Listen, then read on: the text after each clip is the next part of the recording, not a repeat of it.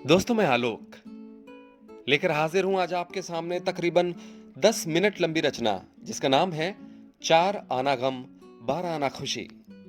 इसे शब्दों में पिरोया है टीम माइक की सदस्य रोली गुप्ता ने और इसे कंसेप्चुलाइज किया है रत्ना गुप्ता जी ने। ये उन्हीं के जीवन से प्रेरित है और ये कहानी है एक बच्ची की जिसने छोटी सी उम्र में ही अपनी मां को खो दिया और फिर उनका पालन पोषण उनके ननिहाल में हुआ और वहीं से उनकी जिंदगी आगे बढ़ी। ये कहानी एक तरीके से ट्रिब्यूट देती है उनके ननिहाल को, उनके मामाओं को, उनकी मौसियों को, उनके नाना नानी को। तो सुनते हैं 4 आना गम 12 आना खुशी। कभी कोई ऑपरेशन हुआ है आपका? ईश्वर करे ऐसी नौबत भी ना आए, लेकिन जब खुद के शरीर पर कैंची चलने की बारी आती है ना, तो पता नहीं कैसे कैसे ऊल जलूल ख्याल मन को घेर लेते हैं। घर, घर वाले सब आंख के सामने तैरने लगते हैं। मैं भी कुछ ऐसे ही मानसिक झंझावातों से गुजर रही थी। अल्सर्स का ऑपरेशन था, बहुत मेजर तो नहीं, पर फिर भी दिल बैठा सा जा रहा था। कुछ वक्त था अभी कि अचानक सुगबुगाहट से सुनाई दी कि वो जो साथ वाला मरीज था वो बच नहीं सका। मन कुछ और बैठ गया। मौत के नाम से बड़ा गहरा रिश्ता है, बचपन से। 6 बरस की थी ऐसे ही किसी अस्पताल में, और सुगबुगाहट हुई थी कि उस मरीज को बचा नहीं सके। वो मरीज मेरी मां थी। कुछ रिश्तेदारों ने तमगा दे दिया था उसी वक्त, बिना मांगे। बेचारी। कहते हैं भगवान कुछ लेता है तो फिर कई गुना करके लौटाता है वापस। मेरे माथे पर बड़े मामा ने हाथ फेरा और मुझे गोद में उठाकर बोले, लाडो चल अपने घर। मां तो चली गई थी, लेकिन जिंदगी में मिल गए थे मामा। मेरे 4 मामा थे, यानी कई गुना मां। मैं हिस्सा बन गई थी गणेशगंज की दुर्गा प्रसाद फैमिली का, यानी मेरे नाना जी का परिवार। 36 लोग एक किचन में खाना खाते थे और एक घर में रहते भी थे। मैं भी नदी सी उस समंदर का हिस्सा बन गई थी, ऐसा जिसमें कोई भी भेद ना कर सके कि कभी ये अलग भी थी। पापा आए थे कुछ दिनों बाद ही मुझे ले जाने के लिए, पर नानी ने चिपका लिया था मुझे और बोली थी ये मेरी बेटी की निशानी है और मेरे ही साथ रहेगी। पापा वापस चले गए और फिर कभी कोशिश भी नहीं की उन्होंने मुझे साथ ले जाने की। शायद जिम्मेदारियों से मुक्ति मिल गई थी उसी दिन उन्हें। 4 मामा और एक मासी मौसी। वक्त के साथ पींगे लगाकर बढ़ना शुरू कर दिया था मैंने। सबने अलग अलग रोल ले लिए थे, पता नहीं सोच समझकर या खुद ब खुद ऐसा होता चला गया। सबसे बड़े मामा जी, जो अभी इसी साल नहीं रहे, उन्होंने बाप का रोल लिया था। फर्क इतना था कि उनकी बेटी सोनी उन्हें पापा कहती और मैं मामा। बाकी तो बाहर खिलाने पिलाने से लेकर के कपड़े लत्ते तक कभी कोई कमी नहीं महसूस होने दी उन्होंने। दीक्षित की चाट के बड़े शौकीन थे। हमने आज भी उनके शौकों को जिंदा रखा है। बबुआ मामा, उम्र कितनी भी हो गई हो, पर गए थे पूरे अपने नाम पर ही। इनका एक खतरनाक शगल था। चुपके से मेरे कप की चाय को पी जाना और फिर उसमें ठंडा पानी मिला देना और फिर सबको इकट्ठा करके चाय पीने पर मेरे एक्सप्रेशंस दिखाना, उसे कैमरे में कैद कर लेना। हलवे इमरती के तो घनघोर शौकीन। और आज भी अगर कभी भी मैके जाना होता है तो ना, मेरा बैग मेरे जाने से पहले मिठाइयों से भर जाता है। मेरे राकेश मामा, इन्होंने रोल निभाया मेरी मां का। हमेशा पढ़ाई पर ध्यान। हालांकि उस वक्त गुस्सा आता था जब सीरियल्स बंद करवाकर क्विज देखने को मजबूर किया करते, पर खुद भी नाइट लैम्प में पता नहीं क्या क्या पढ़ा करते रात भर। मेरे पढ़ने के शौक की असली जड़ अगर समझूं तो आज वही मालूम पड़ते हैं। टांग खींचने वाले भाई बहन की कमी पूरी करने वाले थे मेरे सबसे छोटे मामा, राजेश मामा।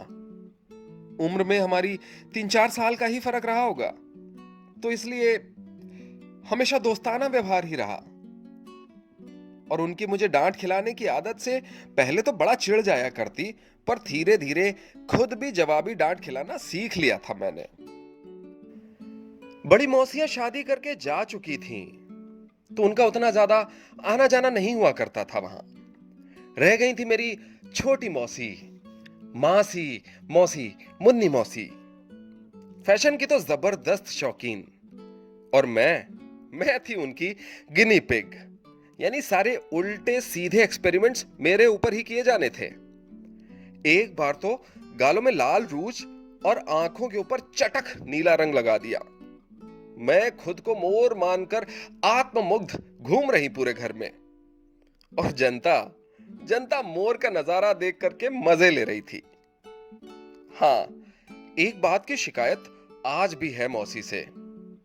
जो मेरी चोटी बनाने के काम से बचने के लिए मेरे बॉय कट बाल कटवा कर सालों साल रखे उन्होंने। बीए फाइनल ईयर का फेयरवेल था और मैंने पहली बार साड़ी पहनी थी। जब घर से जा रही थी तो नानी यानी मेरी अम्मा ने पास बुलाकर कान के पीछे काला टीका लगा दिया था। पता नहीं क्यों रोने लगी थी। जब लौट कर आई तो अम्मा मुझे नाना जी के पास ले गई और बोली, देखो लाडो, अब कितनी बड़ी हो गई है। नाना जी भी कुछ पल एकटक देखते रहे, फिर सर पर हाथ फेर दिया। यूं तो बड़े स्ट्रिक्ट थे, पर उस दिन वो स्पर्श बड़ा तरल महसूस हुआ। मेरी शादी की बात चल चुकी थी। शादी का दिन भी आ गया, विदाई का वक्त आने वाला था। मैं ऊपर वाले कमरे से नीचे आंगन की ओर आ रही थी सीढ़ियों से। मेरे मामा ने मुझे वहीं रोक लिया और बोले, लाडो, आज मैं तुझे गोद में लेकर चलूंगा। उठा लिया मुझे उन्होंने अपनी गोद में, और जब उठाए उठाए नीचे आए तो पता नहीं कैसे शादी की खुशियां मना रहे सारे चेहरे सबने एक साथ रोना शुरू कर दिया। मर्दों को रोते देख बड़ा मुश्किल हो जाता है खुद को रोकना। बहुत देर रोती रही थी, सबसे गले लगकर। देहरी लांग कर जा रही थी फिर किसी और घर। कुछ मालूम नहीं था कि एक और नया घर स्वीकार कर भी पाऊंगी या नहीं। पर मेरे पतिदेव तो मेरी विदाई में मेरे साथ ही रो पड़े। उसी क्षण मन से सौंप दिया था उनको खुद को। लड़कियां मायके से ससुराल आती हैं, मैं ननिहाल से ससुराल आई थी। बड़े सारे रिश्तेदार थे उस घर में। सुना था लोग तरह तरह की बातें करते हैं शादी के बाद, लेकिन जब 2-3 बारी सुन लिया कि कईयों के मुंह से, अरे पता है लड़की की मम्मी नहीं है और इनके मामा और नाना लोगों ने ही सारा इंतजाम किया है, तो साथ में दूसरा कहता, अरे वाह, बड़ा अच्छा इंतजाम किया है। तो मैं मनी मन टोक देना चाहती थी उनको कि मेरा ननिहाल ही मेरा मायका है और मेरे मामा लोग वही मेरे माँ बाप। पर इससे पहले कि मैं कुछ भी बोलती, मेरे ससुर साहब यानी मेरे पापा जी, उन्होंने मेरी तरफ से जवाब दे दिया कि जिज्जी, अब इनकी सास ही इनकी मम्मी है, और ननिहाल ही नहीं, ये ससुराल भी अब लाडो का मायका है। उसी पल विश्वास हो गया था कि भगवान अगर 4 आना लेता है ना, तो 12 आना देता भी है। तभी मेरी तंद्रा टूट पड़ी जब गाल पर किसी ने जोर की चुटकी काट ली। मैं वापस आ चुकी थी यथार्थ की दुनिया में, उस हॉस्पिटल के अंदर। देखा तो राजेश मामा थे। बोले, लाडो, ये क्या नखरे लगा रखे हैं, जल्दी से अंदर जाओ, चीर फाड़ कराओ और वापस आओ। मेरे चेहरे पर मुस्कान दौड़ पड़ी। मैं बोली, तमीज नहीं है, बीमार इंसान से कैसे बात करी जाती है। उसी वक्त नर्स ने इशारा किया कि ओटी में जाने का टाइम हो गया है। मेरी आंखों से फिर से आंसू झरझर बहने लगे। मैं मामा से बोली, मुझे नहीं जाना मामा। मामा बोले, बेटा, जाना तो तुम्हें ससुराल भी नहीं था, तब हम तुम्हें गोद में उठाकर ले गए थे। कहो तो एक बार फिर से गोद में उठाकर अंदर ले चले ऑपरेशन थिएटर के।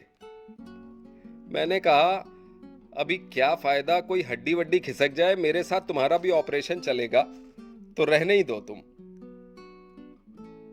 रोते रोते भी हंसी छोड़ पड़ी हम दोनों की। मैं उनके गले लग गई कुछ सेकंड्स के लिए और मन के सारे डर उन आंसुओं के साथ बह गए मानो। वो जब घुटनों पे चलने वाला बच्चा पहली बार पांव पे चलना चाहता है तो उसके मन के जो डर होते हैं वो सारे डर मां की उंगली को पा करके छू मंतर हो जाते हैं। बस वैसी ही उंगली मुझे मेरे मामा की मिल गई थी।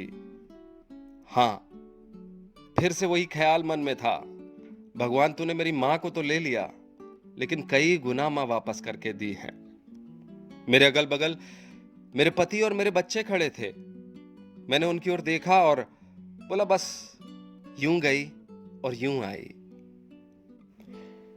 दोस्तों, ये थी एक कहानी, 4 आना गम 12 आना खुशी। यानी जिंदगी में आपसे किस्मत जो कुछ लेती है वो कितने गुने, कई गुने करके आपको वापस भी करती है, इसी को समेटे हुए। कैसी लगी आपको ये रचना जरूर बताइएगा हमें। अगर आपको पसंद आई है तो लाइक कीजिएगा, अगर नहीं पसंद आई तो भी अपने कमेंट जरूर दीजिएगा। और हां, मेरा channel your mike with Alok at YouTube, इसको सब्सक्राइब जरूर कीजिएगा सो दैट आपको टाइम टू टाइम मेरी हर नई कहानी का, हर नई रचना का नोटिफिकेशन जरूर मिलता रहे। और हां, अगर आप अपनी रचनाएं हमारे मंच के माध्यम से दुनिया के सामने लाना चाहते हैं तो जरूर मुझसे कांटेक्ट कीजिए। मेरे जीमेल पर, मेरे फेसबुक पर या मुझे टेलीफोन पर भी बात कर सकते हैं। Your mike with Alok yourmicwithalok@gmail.com और इसी नाम से मेरा फेसबुक पेज पर भी है। तो दोस्तों, सेफ रहिए, स्वस्थ रहिए और तब तक मजे कीजिए, सुनिए हमारी कहानियां। Keep enjoying, keep shining. Thank you very much.